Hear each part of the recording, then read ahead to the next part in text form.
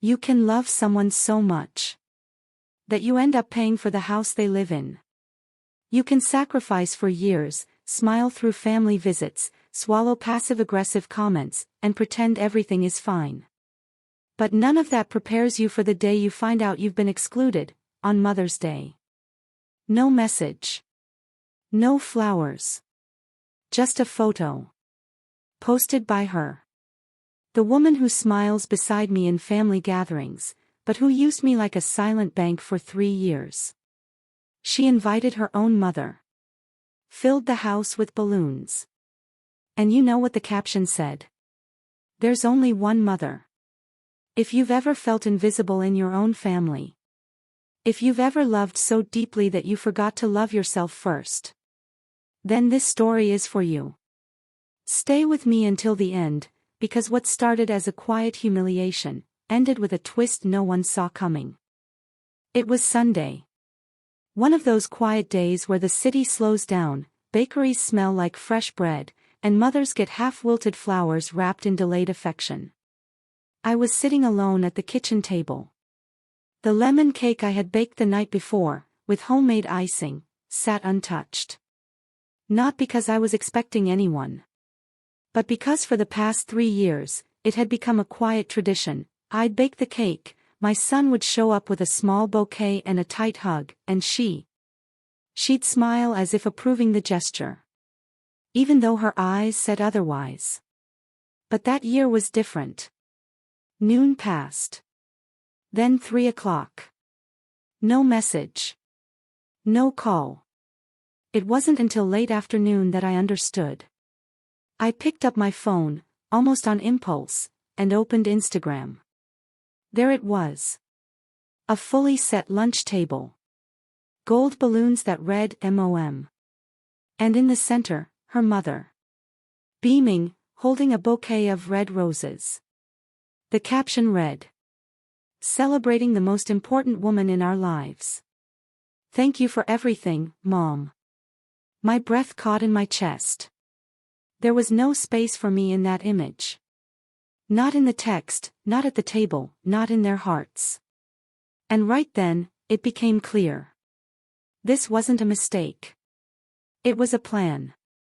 A slow erasure, years in the making. And now, it had a name, a picture, and a date. Mother's Day. My name is Susan Carter, and I'm 62. And most of my life has been about enduring. Enduring absence. Pain. Silence. Enduring alone. My husband left us when Matthew was still in night diapers. He walked out with a backpack and a poorly written note. I wasn't made for this life. Not for me. Not for the boy. I cried for 3 days. Then I put on an apron and went to work. For nearly 2 decades, I worked as a caregiver for the elderly. I pushed wheelchairs, changed adult diapers, gave strangers their baths, and came home with aching bones and a worn-out heart. But nothing hurt more than seeing Matthew fall asleep craving a father's affection, and knowing I couldn't give it to him. When he got pneumonia at 11, I sold my sewing machine to buy antibiotics. And I made myself a promise. As long as I breathe, he'll never feel abandoned. I raised a decent man. Kind. Hardworking. But maybe I raised someone who only learned how to be cared for, not how to care. When he met Amanda, I was happy for him. She was polite, beautiful, well-dressed, daughter of wealthy parents. She was everything I had never been, and maybe that's why she never saw me as family. The first time I felt it was at their engagement dinner. We were sitting side by side. She handed me a glass of wine and said, "Susan, could you help set the tables? You seem to have a knack for it." It wasn't what she said, it was how she said it. Like I was part of the catering staff. I smiled. Pretended it didn't sting. Matthew said nothing. After the wedding came the silence. The missing invitations. The family gatherings I wasn't told about. "Mom, you'd be bored anyway. When Amanda got pregnant, I was the last to know. Still, I crocheted a full layette by hand. Every stitch was a desperate attempt to be seen. When Matthew lost his job, his voice cracked on the phone. "Mom, it's just for a few months. We're trying to keep the house." Amanda's stressed with the pregnancy. I didn't even think twice. I sold my car, pulled from my retirement, and signed on as co-borrower for their mortgage. For 3 years, I gave more than my pension could handle. I skipped doctor's appointments. Postponed fixing the leak in my ceiling. All so they wouldn't lose their home. And in return, I got what women who give too much often get. Invisibility. When that Mother's Day came, I felt something was wrong. Amanda never replied to my message. Matthew sent an emoji. And then came the post. The decorated house. Her mother smiling, maybe with flowers I had helped finance. The cruel caption. "There's only one mother." And in that moment, I realized. They never truly erased me. They just stopped seeing me. That Mother's Day night, the silence was so thick I could hear the kitchen clock marking every second of my absence. Tick. Tick. Tick. I sat on the couch with a slice of the cake I made, like I did every year, and stared at the door. No knock. No flowers. No sound of my grandson running toward me. Nothing. I picked up my phone again and again. I wrote a message to Matthew. Deleted it. Wrote it again. "Hi, son. Is everything okay over there?" Deleted it again. What did I really want to say? That it hurt? That I felt discarded? Instead, I opened Instagram. And there it was. The perfectly set table. The gold balloon that said MOM. Amanda's mother sitting in the chair I once occupied. And the caption. Celebrating the most important woman in our lives. My heart dropped. It felt like falling down a staircase I didn't even know I had climbed. I stood up, chest tight, blood pressure plummeting. Went to the bathroom and sat on the cold floor, trying to catch my breath. The next morning, I woke with a damp pillow and a dull pain in my chest, a mix of sorrow and shame. I felt dizzy when I stood. My head heavy. I went to the doctor. He took my vitals and asked how I'd been sleeping. "Is everything all right at home, Miss Carter?" "It's just fatigue," I replied. A lie. It wasn't fatigue. It was grief. Grief for a motherhood that only existed in my mind. The next day, I sat down to write a letter. I wanted to say it all. How much it hurt to be erased from Mother's Day. How I'd been used for 3 years. How Amanda treated me like quiet help, and Matthew let her. I filled 2 pages. With rage, with tears, with raw truth. Then I reread it. And I tore it up. No. They didn't deserve access to that kind of pain. It was time to do something with it. Not for them. For me. The next morning, I pulled out my file folder. Spent the morning organizing deposit receipts, mortgage confirmations. Seeing that thick stack of papers with my name on them made one thing clear. I exist. I was essential. And now. I'm done being convenient.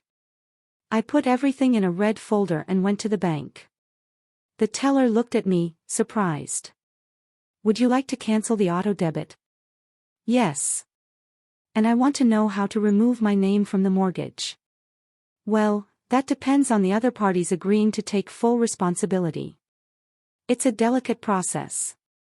Delicate. Everything's always delicate when it comes to women's pain. But I was done waiting. I left the bank with trembling knees. But this time, the trembling felt different. It felt like motion. As I walked past a stationery shop, I saw my reflection in the window. I stopped. Looked at myself. The aging face. The marked hands. But something new in the eyes. It was like an old version of me whispered. You took your time, but you made it. Walking home from the bank with that red folder in hand felt like carrying the weight of my own history. Every paper inside said what they never had the decency to say out loud. You kept this house standing. But knowing that didn't make it any easier. I stopped at a bakery and ordered a coffee. Sat alone in the corner table, watching the world go by, oblivious to my personal earthquake. Couples debating shopping lists, moms chasing toddlers, delivery guys in a rush. And me, sitting there. Wondering who I was without the title, Matthew's mother. Over the next 2 days, I rummaged through drawers, looking for something, anything, that still felt like mine.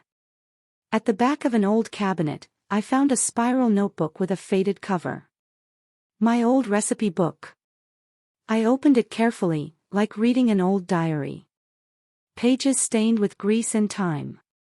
But right there, on the first page, a line I had written years ago hit me in the chest. Dream Cafe, a place that smells like cake and sounds like laughter. An old dream. Never fulfilled. Buried under bills, illness, and adult diapers. I laughed to myself. A cafe. With what money? What energy? What nerve? But something deep inside me whispered. Why not? The following week, I ran into Lillian, an old co-worker from the senior care home. She recognized me at a bus stop. We hugged like old war sisters. Over tea, she told me she now ran a space for women over 60, called the Restart Room. Sometimes, she said, we have to step out of the martyr role to remember we're still the main character. You don't just want rest, Susan. You want to be seen. And there's no expiration date on that. I visited the next day. A simple room, with shelves of second-hand books, a kettle boiling in the back, and a bulletin board full of smiling women. I sat quietly, observing. Women who had left abusive marriages. Others starting over after decades of silence.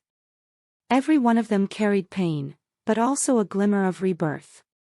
I said little. But I listened deeply.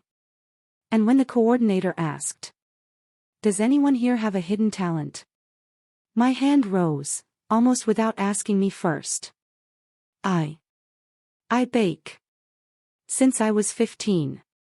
It's the only thing I've ever been really good at. She smiled. Then bring us one next week. We could all use a little sweetness. That night, I stood in my tiny kitchen. It wasn't much. But it was mine. I made a banana cinnamon cake. Used my old, dented pan.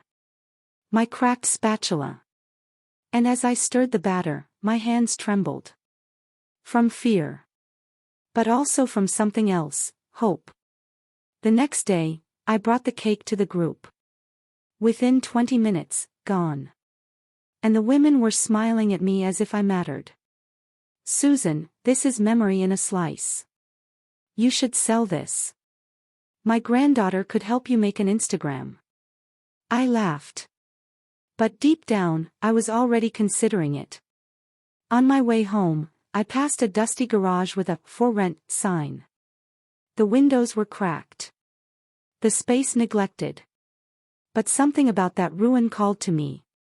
I could see it. Rustic tables. A bookshelf. The smell of cake in the air. And a quote on the wall I hadn't even written yet, but already felt forming inside me. I took down the number. That night, I sat with my calculator, my small savings, and a fragile but persistent idea in my chest. Maybe I didn't have much.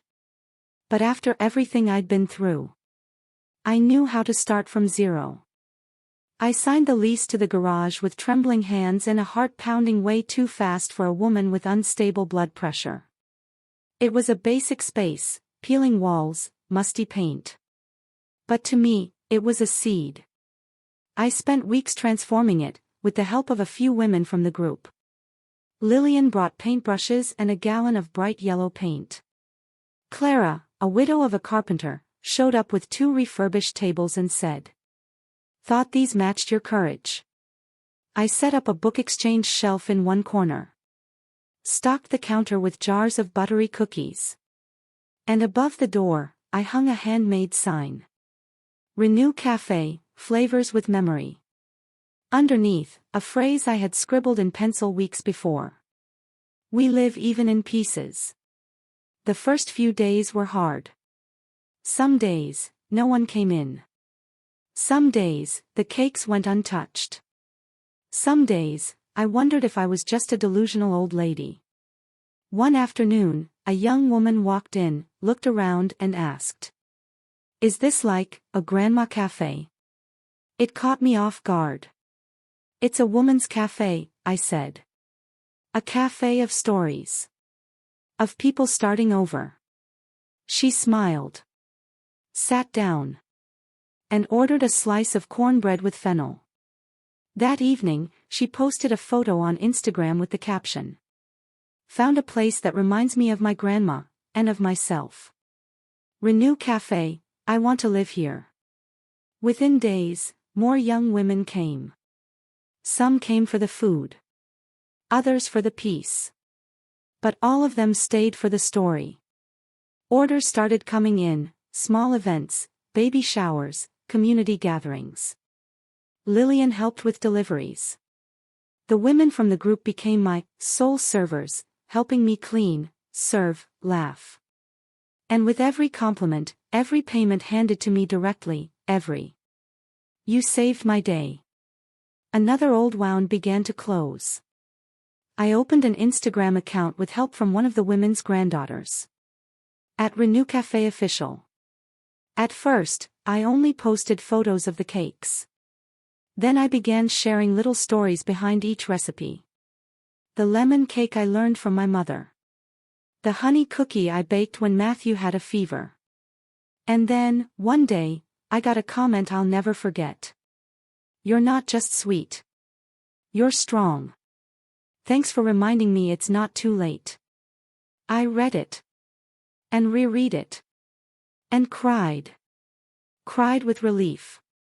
Cried for all the words I never heard. And all the ones I had never said to myself. That was it. I was whole. Not because everything was perfect. But because, every single day, I was choosing me, with flour, butter, and dignity. And then. The message came. "Matthew. Short. Direct. We need to talk about the mortgage."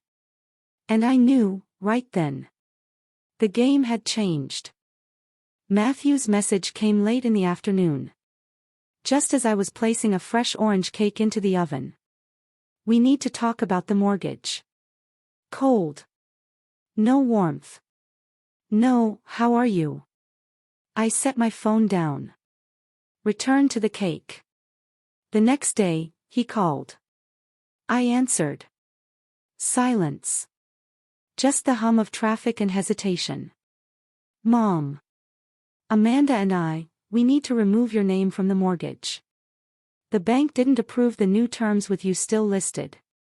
You get it, right? It's just procedure. Nothing personal. Nothing personal." As if erasing someone for 3 years wasn't deeply personal. "Of course I understand," I said. "And you're going to sign a formal document acknowledging every dollar I put into that house, the down payment, the installments, the fees. All of it. And you're going to pay me back. No interest. Monthly installments. I'm not asking for revenge. Just justice." Silence. "Amanda won't like this, Mom. She says you gave that money voluntarily. That it was never a loan. Amanda can think whatever she wants. But the bank recognizes my receipts. And if there's no agreement, I'll take legal action. And this time, Matthew, I'm not playing the nice one." He sighed. I didn't want things to be like this between us. Things are like this because you let them get this way. I didn't walk out of your life. You let me be pushed out with silence. And what hurts the most is you knew. You just chose not to act. We agreed to meet 2 days later. I showed up at the cafe where we had agreed. Wearing my new apron, bright, floral, dignified. Amanda wore her usual beige blazer, her eyes darting. She didn't say hello. Just handed me the papers. Here. It acknowledges your contribution. Installments listed. I read them slowly. Signed. She did too. Matthew hesitated. You're really going to go through with this, Mom? You're going to charge us? I closed the folder. Looked him in the eye. For years, you taught me that love meant giving and staying quiet. Now, I've learned that self-love also means boundaries. I'm the mother who gave you everything. But now, I'm the woman who does things for herself. Amanda stood up sharply. You're just getting revenge. No. Revenge is when pain leads. What leads me now is respect. Something you never gave me, and something I now demand. They left. No hug. No reconciliation. But for the first time. No power over me. Back at Renew Cafe, I sat at the counter with a slice of orange cake and a cup of tea. Opened my notebook. Wrote. Received my first repayment. But the real value was reclaiming my dignity. It's been a few months since that last encounter with Matthew and Amanda. They still make the payments. No delays. No texts. And that's fine. These days, my time is spent on other things. Choosing the weekly cake flavor. Naming the new tea I made with leaves from Ms. Marlene's backyard, one of the cafe's regulars. Or simply watching people smile when they walk into my space, not knowing it was born from years of swallowed silence. At Renew Cafe, we now have 4 tables inside, 2 on the sidewalk, and a wall where women leave handwritten notes about their own rebirths. Things like, today, I said no, without guilt. I stopped apologizing for existing. I started over at 63. Every Friday afternoon, we host memory tea. Each woman brings an object, something she let go of, or something she finally chose to carry. One day, a young woman came in. She was 26. Didn't say much, but her eyes spoke volumes. She sat quietly in the corner. Ordered a coffee. Kept reading. On her way out, she left a folded note under her cup. This place gave me courage. Today, I'm ending a relationship that erased me. Thank you for existing. I held that little note like an embrace. And kept it. The next Sunday, on Mother's Day, I opened the cafe just for a small group. Women who never get flowers. Some were estranged from their children. Some never had any. Some had lost. Others had simply been forgotten. We served vanilla cake and chamomile tea with lemon zest. Each woman received a single rosebud and a card that read, "You are enough. You are seen. You are loved." Even when no one says it out loud. That evening, as I closed the register, I looked around. The golden light of sunset touched the soft wood of the counter. In the back, the wall of colorful notes. And for the first time in decades, I felt home. Not in a mortgaged house. Not in a family that tolerated me. But inside myself. Today I know. It's not blood that defines where we belong. It's the space we create where we're loved, without permission. And if you're hearing this now, if you've ever been excluded, discarded, diminished, know this. Your story isn't over. Maybe, like me, you're just at the beginning of your rebirth.